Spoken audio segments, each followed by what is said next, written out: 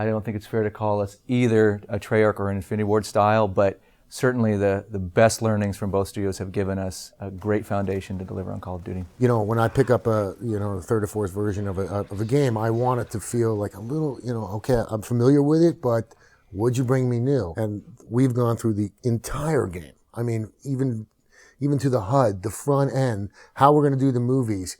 Everything like that, we are trying to innovate and change. But at the same time, maybe we change it up as much as possible, but there's something in it that people can say, it's still Call of Duty.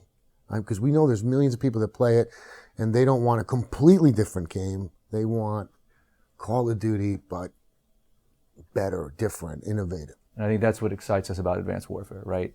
Innovation through this concept of the XO, off the controller changes. And so for us, I think that was a message that I most took to heart coming out of MW3, which was with all the effort and energy and push, we needed to bring a new way to play Call of Duty.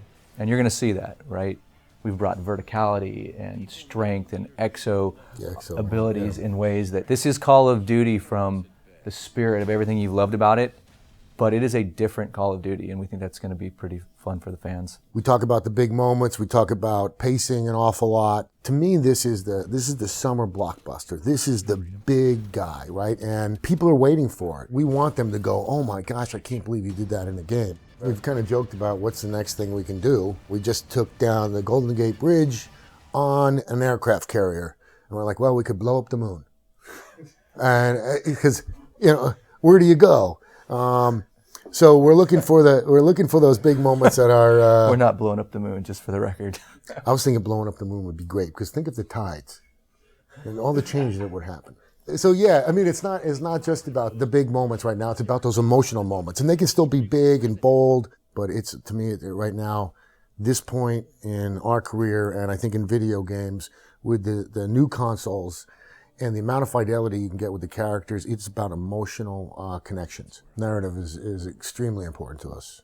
Not that it isn't to the others, but we pay an awful lot of attention to that. It's just something that, as a gamer, that I want to have when I'm playing a game. And I just feel that video games is the next medium to be talking about a story. I mean, we need to be telling a story. You guys have been in the industry for so long. Don't you feel like you've been saying that for 20 years now?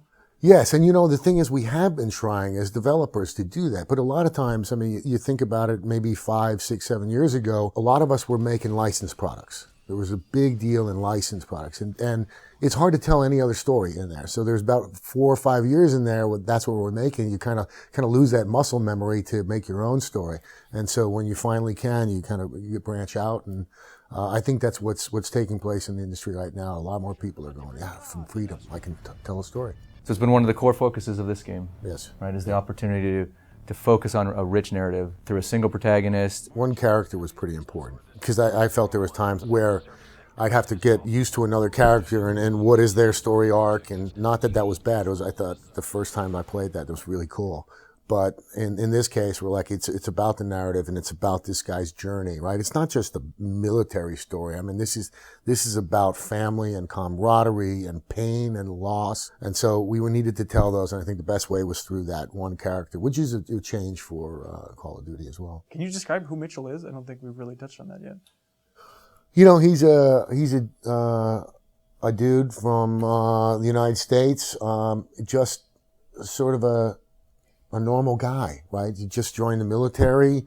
We do have a whole big backstory on him, and I mean, it's fairly generic in terms of, and that's what we wanted. We wanted a guy who started off as anybody. He has friends that are maybe taken away from him, things like that, but he starts out as a normal guy, and we see him grow over the course of 6 to 8 years. Are you guys also going to pack a lot of the story and kind of context for what's happening in the loading sequences with like the motion graphics? Are you taking that same approach? We're taking quite a few approaches, and part of that is with the movies, and we're going to be doing something a little special with the movies in between the cinematics. We found a really great opportunity to move the narrative forward. We call the model sort of a just-in-time information approach. In past Call of Duties, generally the load movies were about beautiful graphics and voiceovers that set up a tremendous amount of both story and objectives. Trying to cram all that information into a very short amount of time, 30 seconds, left the player little time to actually get emotionally attached to it and digest it. So we've changed the paradigm, and we've used the load movies to really deliver on the emotional engagement. We're going to deliver the story and the narrative impactfully through the load movies, and use just-in-time information through things like real-time in-game HUD elements, so that the objectives come when you need them, right? And the story sinks in through these really beautiful and engaging cinematic moments. I like your business use of just-in-time. You like that? Not really, but I want them more to be the motion graphics than motion graphics. We want to show the emotion in there as well. We want to show the character, and in this case, Mitchell will talk. So he's not necessarily talking in game, but he's talking in the movies. He's actually narrating the game, and so we'll have it from the perspective of him kind of watching over the game. And so you are going to hear his voice, but not in game. It's interesting. And then the cinematics, again, we're spending a lot of time on that because we've got the facial animation stuff. It's spending so much time on that. And in all fairness, I think Ghosts, their cinematics were some of the most technically beautiful cinematics I've ever seen in any game, right? They were beautiful, but there was so much information laid across the top of it that the narrative didn't have time to sink in. At least that was my experience. And so by being able to deliver the mission objectives and more of the real-time status updates through the level, it's really given us a great opportunity to use those moments to really drive the narrative. Isn't it kind of weird that Mitchell will talk in the loading screens but not in the game? Don't you think it's going to be kind of jarring for players? At first, we've talked an awful lot about it, right? And it just feels like that once we're in game, I want you to feel like you're Mitchell. And if all of a sudden I've got this other voice coming out, it's not, I don't know, it doesn't feel like me. In Dead Space, we took it completely away from you. And then there were times that it felt like the character was, it was just being, hey, don't forget to go left, go right. He had no voice.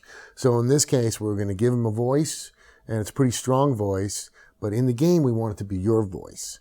The difference that I found that I think is happening with this generation of games, before we were always searching for ways to immerse you in the game, right? Because the graphics weren't always that great, and we're trying to make you get in the game. Nowadays, I believe that you are immersed in the game, and I don't want anything to take you out, like a glitch in the animation or a bad texture or possibly your character talking. Like, I believe that we have you immersed. It's our job to keep you there, and that's one of the things I think will pull you out. You think the word follow on the screen takes players out of a game? You may not see that. Is there no follow in this game? We're working on ways to make that feel like it's part of your HUD. In 50 years, the GPS systems are going to be amazing. It doesn't have to be a follow, that's what I'm saying. It will feel much more immersive. Yeah, our goal was to not take the control away from the player ever. As Glenn spoke to this concept of never wanting to break the immersion of that story mode experience. So it's important for us that as much as possible, as a player, you're in control. And that includes the ability to look around and engage at all times. Yeah, don't put the burden on, we'll never do it. But, no, I say that was the goal. Yeah. If you break your goal, it's on you. Yeah. Thank you. The truth is there's been here and there have been places where we have done that sort of in our prototypes right now, in which we're going back and we're going, come on, let's go. Let's not fall in love with our animations. We're gonna make sure that the player is doing most of that. As Michael said, that is a goal, and we keep going through and finding new ways to give the control back. It's pretty interesting. The things you have to do that. If I feel like nothing's gonna happen to me, let's see what the game decides to do, then I'm not sure there's an emotional connection. Obviously we can talk about the production values we want people to remember. But I think for the experience, we want people to say, hey, this is the most innovative gameplay I've played in Call of Duty. And it's a rich narrative. Like, this story and these characters mattered to me. Bridge too far, but I would say our goals as entertainers is to deliver like a red wedding scene through interactive entertainment, right? And have people talk about Call of Duty on that sort of level one day. Oh, very deep. Okay. I want, I want people to go, crap, it's over. I well, you said the deep part. I'm going to say the Jersey part. We're giving them the opportunity with some of the XO abilities to play the game over again. I want them to walk away and just say, wow, I finally there was a great story in a video game. Like, it can be done, right? And that's a big deal. And then I want them to go on and play multiplayer. I mean, it really is about the fans, and it really is just trying to get as many people playing it as possible. And if they go back and they just go to their friends, you got to play the new Call of Duty. They listen to us. Then we won. I think that's well said. Wow. You don't hear that very often from me. Not at all. First time.